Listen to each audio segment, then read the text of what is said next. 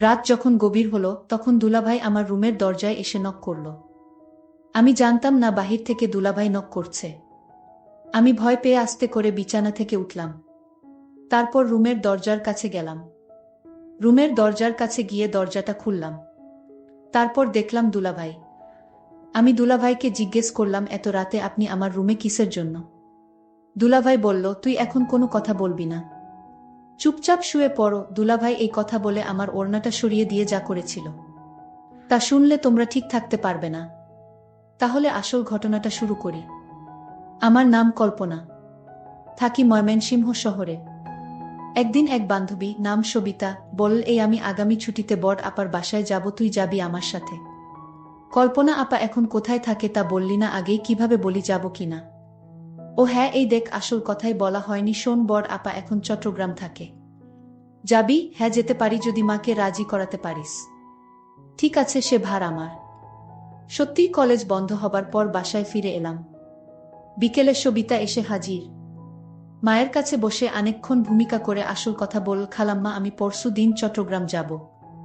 বড় আপার বাসায় কল্পনাকে আমার সাথে যেতে দিবেন? না, কল্পনা কিভাবে যাবে? আমি রাজি হলেও ওর বাবা দিবে না। তাছাড়া তুমি কার সাথে যাবে? কেন, দাদা নিয়ে যাবে। আমি কয়েকদিন থাকব। দাদা আমাকে রেখে চলে আসবে, আবার বড় আপার সাথে আমরা ফিরব। কয়দিন থাকবে? বেশি না, মাত্র 1 সপ্তাহ। ও, কল্পনা আসবে? হ্যাঁ, আপনি একটু বলেন খালুকে। আচ্ছা, দেখি। শেষ পর্যন্ত বাবা রাজি হলেন। চট্টগ্রামে কল্পনা আপার বাসায় এসে পৌঁছে দেখি এলাহি কারবার, তার শ্বশুর শাশুড়ি সহ আরও প্রায় 5-6 জন মেহমান এসেছে গতকাল। খাওয়া দাওয়ার পর এখন চিন্তা শোয়া হবে কোথায়।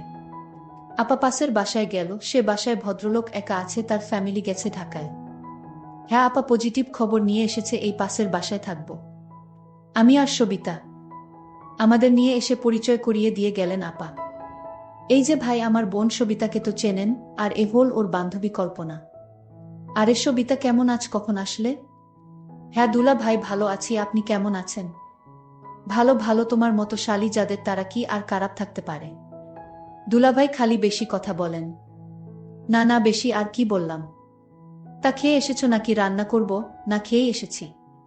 তবে শোন, সকালে কিন্তু নাস্তা বানিয়ে নিজেরা খাবে। আমাকে খাওয়াবে, তারপর যাবে, এবং যে কয়দিন থাকবে এই হিসাবই চালু থাকবে, বুঝেছ? আচ্ছা ভাবি, আপনি যান, ওদিকে ব্যবস্থা করেন। গিয়ে আমি দেখছি, এখানে ওরা এই রুমেই থাকবে। আমি দেখিয়ে দিচ্ছি, আছো তোমরা আমার সাথে। পাশের রুমে নিয়ে গেলেন, বিছানা দেখিয়ে বললেন, সবিতা তুমি তো চেন সব, তাহলে শুয়ে পর, অনেক লম্বা জার্নি করে এসেছ। আমি সিরিয়ালটা দেখে শোব। না, আমরাও দেখব। দেখবে? তাহলে আসো, দেখো। টিভি দেখাছিলাম আর বিভিন্ন গল্প করছি। বলেই ফেললাম, বাহ দুলাভাই, আপনি এত সুন্দর করে কথা বলেন। সবিতা আগে আপনার কথা কিছু বলেনি? নাকি আর কথা বলা, এই তো এমনি, আর কি। আচ্ছা, তোমরা চা খাবে? লম্বা জার্নি করেছ, ভালো লাগবে। কে বানাবে? আপনি বানাবেন? মাথা খারাপ, দুইটা শালি ঘরে থাকতে কোনো বোকা চা বানিয়ে খায় বল? সবিতা বলল, না দুলাভাই, আমি বানিয়ে আনছি, আপনি বসেন। আমি সবিতায়ের সাথে রান্নাঘরে গেলাম, চায়ের কাপ এনে দুলাভাইয়ের হাতে দিলাম, উনি খুব খুশি হলেন। কি ব্যাপার তোমাদেরটা? না, এখন চা খেলে ঘুম হবে না, আপনার জন্যেই বানালাম। দেখি কান, তোমরা খাবে না জানলে আমিও বাদ দিতাম। চা শেষ হবার সাথে সাথে সিরিয়ালও শেষ। দুলাভাই, এখন শোয়া যায়? হ্যাঁ চল, মশারিটা টানিয়ে নাও, রাতে ভয় পেলে আমাকে ডাকবে। আচ্ছা দুলাভাই। সবিতায়ের মশারি টানানো হলে আমি ভিতরে ঢুকে জিজ্ঞেস করলাম, এই দুলাভাইয়ের কি বাচ্চা আছে? হ্যাঁ, এক মেয়ে। কেন, আফসোস হচ্ছে? চুপ করবি না, আপাকে ডাকবো। শুয়ে শুয়ে ভাবছিলাম, দুলাভাই বেশ আলাপি লোক। চেনা নেই জানা নেই, এইটুক সময়ের মধ্যে কেমন আপন করে নিয়েছে। দেখতে সুন্দর অনেক। এ বাসার আপাটা কি লাকি, যদিও তাকে দেখি নাই, তবুও মনে হল একটু হিংসা হচ্ছে। এমন পুরুষ মানুষ কয়জন নারীর ভাগ্যে জোটে, অথচ আপা যখন নিয়ে আসছিল ভাবছিলাম, কোথায় না কোথায় নিয়ে যাচ্ছে। কিরে কল্পনা, ঘুমাচ্ছিস না? না রে, ঘুম আসছে না, কি করব। ও বুঝেছি, দুলাভাইয়ের কথা ভাবছিস। ধুর, কি যে বলিস না তুই। বারে খারাপ বললাম কিসে শুনি, তোর যেমন পছন্দ। দুলাভাই একেবারে হুবহু তাই, যদি তার বউয়ের না থাকতো তাহলে আমি প্রস্তাব দিতাম। আচ্ছা, রাত কত হয়েছে দেখেছিস, এখন ঘুমাবার চেষ্টা কর। পরের রাতে আবার এলাম। দেখি দুলাভাই টিভি দেখছে, সাইড টেবিলে চায়ের খালি কাপ। কি দুলাভাই, কি দেখছেন? আরে আসো আসো, বসো, বল কি খেদমত করতে পারি? না, আপনাকে খেদমত করতে হবে না, আপনার জন্য কি করব তাই বলেন। যা দরকার তা তোমরা পারবে না। কেন পারবো না বলেই দেখেন পারি কিনা। চা বানাবো? তোমরা খাবে না? তাহলে থাক। থাকবে কেন, এখনই আনছি। দেখ, যদি পারো ভালোই হয়। সেই সন্ধ্যা থেকে ভীষণ মাথা ধরেছে। টিভিতে আমার প্রিয় একটা সিরিয়াল চলছিল, কিন্তু সবিতায়ের ঘুম পাচ্ছিল বলে ও ঘুমাতে চলে গেল। আমি কি করি ভেবে রয়ে গেলাম, দেখেই যাই। চা খেয়ে দুলাভাই বললেন, একটু কড়া করেছ বলে চাটা ভালো হয়েছে, দেখি যদি মাথাটা ছাড়ে। একই দুলাভাই, আপনার চোখ এমন লাল হয়ে আছে, কপালের পাশে রগ ফুলে গেছে কেন? ওই যে বলছি না, মাথা ব্যথা, এটা আমাকে খুব কষ্ট দেয়। মালিশ করে দিব?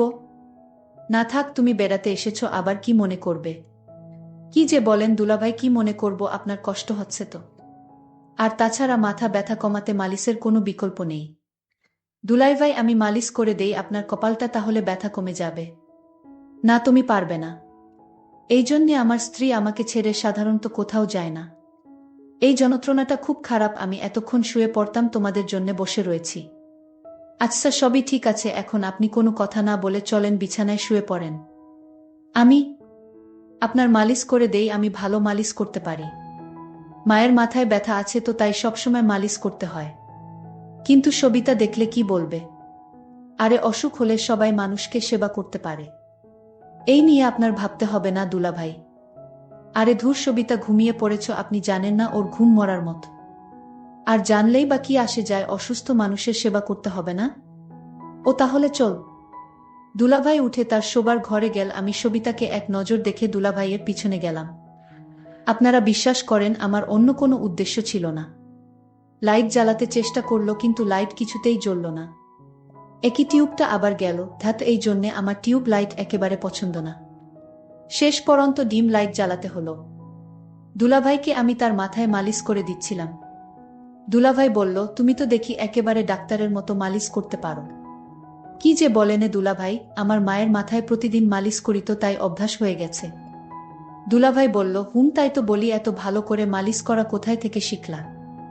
দুলাভাই, আপনারে একটা কথা বলি, আপনি যদি বিয়ে না করতেন তাহলে আমি আপনাকে বিয়ে করে নিতাম। আপনাকে বিয়ের প্রস্তাব দিতাম। আমি তাকে জিজ্ঞেস করলাম, কেন? দুনিয়ায় এত মানুষ থাকতে আমার প্রতি নজর পড়ল কেন গো? দুলাভাই, আপনার মতো মানুষ আমি কোনোদিন দেখিনি। আপনি যেমন সুন্দর তেমন আপনার কথাবার্তা। আপনি যাকে বিয়ে করেছেন সে তো ভাগ্যবতী। আরে তুমি যা মনে করছো তা না। তুমি হয়তো ভাবছো আমি বিয়ে করে অনেক ভালোই আছি, কিন্তু আমার মনের অবস্থা তুমি জান না। আমি আসলে এই সংসার নিয়ে ভালো নেই। তোমার ভাবির আচার আচরণ তেমন একটা ভালো না। তোমার ভাবি আমায় তেমন পছন্দ করে না। আমি বললাম, দুলাভাই, আপনি কি বলেন এসব? আপনার মতো একটা সুদর্শন মানুষকে ভাবি পছন্দ করে না? এটা কি করে হয়? আমার এই কথাটা বিশ্বাস হচ্ছে না দুলাভাই। তুমি যদি বিশ্বাস না করো তাহলে আমার করার কিছু নাই। আমি সত্যি বলছি, আমি আসলে তোমার ভাবিকে নিয়ে ভালো নেই। আচ্ছা দুলাভাই, আজ ঘুমান, আমি আমার রুমে গিয়ে ঘুমাই। ঠিক আছে, কাল কথা হবে। আর আমি তো আছি সবিতা যতদিন আছে। আমি তাকে ডাক দিলাম আর বললাম, শোন, তুমি যে আমার মাথা ব্যথা দূর করেছ তাই তোমাকে অসংখ্য ধন্যবাদ। আরে দুলাভাই, আপনি আমাকে ধন্যবাদ দিয়ে ছোট করবেন না, কারণ আমি তো রোগী মানুষের সেবা করেছি। সমস্যা নাই, কাল আবার কথা হবে। তাহলে আমি এখন যাই। আচ্ছা ঠিক আছে, যাও। পরের দিন রাতে আমি আমার শালীকে বললাম, আজ আমার সাথে দেখা করো রাতে। আমি বললাম, ঠিক আছে দুলাভাই, আপনি রুমে যান, আমি আসব। আমি আমার রুমে গেলাম। আজ আমার মাথা ব্যথা তেমন নাই। তারপরও আমি ভাবলাম কল্পনাকে দিয়ে। আমি কল্পনা মানে আমার শালীর জন্য অপেক্ষা করতে লাগলাম। কিন্তু কল্পনা আজ কিছুতেই আসছে না। আমি ভাবতে লাগলাম, আজ কল্পনা আসলে আমি তার কাছে থেকে আমার মনের চাওয়াটা পূর্ণ করে নিব। আমি ভাবতে লাগলাম কিভাবে কি করা যায়। কল্পনা কি আমার কথায় রাজি হবে নাকি অন্য কাউকে বলে দিবে? কারণ আমার খুব ভয় হচ্ছে, যদি আমার স্ত্রী কিছু জানে তাহলে আমার 12টা বেজে যাবে। আর তাই যা করতে হবে খুব ভেবে চিন্তে করতে হবে। আমি কল্পনাকে আস্তে করে ডাক দিলাম, কল্পনা, এইদিকে আসো তো, তোমার সাথে জরুরি কথা ছিল। আমি বললাম, দুলাভাই আসছি। আমি দুলাভাইয়ের ডাক শুনে তার রুমে গেলাম। আমি বললাম, দুলাভাই চা করে দিব। দুলাভাই বলল, তোমার হাতের চা খেলে আমার মাথা ব্যথা ভালো হয়ে যায়। তাই নাকি দুলাভাই? তুমি এমন ভাব করছো মনে হয় কিছুই তুমি জান না। দুলাভাই, আমি সব জানি, এমনি আপনার সাথে মশকরা করছিলাম। আরে তুমি আমার সাথে মশকরা করো, কিন্তু আমার মনের ভিতর তো কোনো শান্তি নাই। দুলাভাই, আপনি চাইলে আপনি মনে শান্তি পেতে পারেন। আমি বললাম, কিভাবে পাবো? তোমার ভাবি যে অহংকারী মানুষ, তার কাছ থেকে ভালো কিছু পাওয়া সম্ভব না। এরই মধ্যে আমার স্ত্রী বাসায় হাজির। তুমি চলে আসছো, তুমি না বলেছিলে আরো 2 দিন তোমার বাপের বাড়িতে থাকবে? আরে আমি এতদিন থাকলে তোমার কষ্ট হতে পারে, আর তাই ভাবলাম চলে যাই। আমি ভাবির ব্যবহার তো খারাপ দেখলাম না। ভাবি বলল, এই 2 দিন তুমি কেমনে আছো, কি করছো, ঠিকমতো খাওয়া দাওয়া করছো কিনা তা নিয়ে আমি মহা দুশ্চিন্তায় ছিলাম। আর তাই তো কোনো কিছু না ভেবে চলে আসলাম। যাক, ভালোই করেছে, তোমার ছোট বোন আসছে, তুমি আর কয়দিন থাকলেই হতো। তারপর ভাবি বলল, যাও তুমি স্নান করে আসো, আমি তোমার জন্য খাবার রেডি করছি। তারপর দুলাভাই স্নান করে আসলো। ভাবি নিজ হাতে দুলাভাইকে ভাত খাওয়াইয়া দিচ্ছিল। আমি এই দৃশ্য দেখে ভাবলাম, ভাবি তো দুলাভাইকে ভালোই যত্ন করে। তাহলে দুলাভাই কি আমার সাথে মিথ্যা কথা বলেছে নাকি? আর দুলাভাই আমার সাথে মিথ্যা কথা বলবে কেন? এখন আমি বুঝতে পারলাম, দুলাভাই আমায় মিথ্যা বলে আমার কাছ থেকে কিছু আদায় করতে চাইছিল। যাই হোক, দুলাভাইয়ের মক্কল বুঝতে আর আমার বাকি রইল না। আমি রাতে আমার রুমে খাওয়া দাওয়া শেষ করে সবাই ঘুমাতে গেলাম। তারপর রাত যখন গভীর হলো, তখন আমার রুমের দরজায় কারো নক পেলাম। তারপর আমি ভাবলাম, এত রাতে কে দরজায় নক দিল? আমি কিছুটা ভয় পেলাম। তারপর আমি আস্তে আস্তে বিছানা থেকে উঠলাম আর দরজার কাছে গেলাম। তারপর মনে সাহস নিয়ে রুমের দরজাটা খুলে দিলমা। তারপর যাকে দেখলাম সে আর কেউ না, সে আমার দুলাভাই। আমি দুলাভাইকে বললাম, আপনি এত রাতে আমার রুমে কিসের জন্য? দুলাভাই বলল, ওই দিন তোমায় বলেছিলাম যে আমার কপালে সুখ নেই। আমার মাথা প্রচণ্ড ব্যথা করছে, অথচ তোমার ভাবিকে বললাম আমার মাথা ব্যথা করছে, একটু মালিশ করে দাও। সে রাগ দেখিয়ে বলল, আমি পারবো না। মাথা ব্যথা করলে ট্যাবলেট খাও। কিন্তু ট্যাবলেটে তো আমার মাথা ব্যথা সারে না। তোমার ভাবির আচার ব্যবহার আমার কাছে কিছু ভালো লাগে না। আমি দুলাভাইকে বললাম, তাহলে এখন আমি আপনার জন্য কি করতে পারি দুলাভাই? উনি বলল, তুমি তো ভালো মালিশ করতে পারো, তাই বলছিলাম। আমার মাথায় প্রচুর ব্যথা করছে, তুমি আমার মাথায় মালিশ করে দিলে ব্যথাটা কমে যাবে। তুমি যদি আমায় একটু সাহায্য করো। তখন কল্পনা বলল, করে দিতে পারি, তবে একটা শর্তে দুলাভাই। আমি কল্পনাকে বললাম, কি শর্ত তোমার? আমি তোমার সকল কথায় রাজি আছি। দুলাভাই, আপনি অদ্ভুত মানুষ। আগে আমার শর্তটা তো শুনবেন, তারপর আপনার কথা রাখব। দুলাভাই তখন বলল, কি শর্ত শুনি বলো।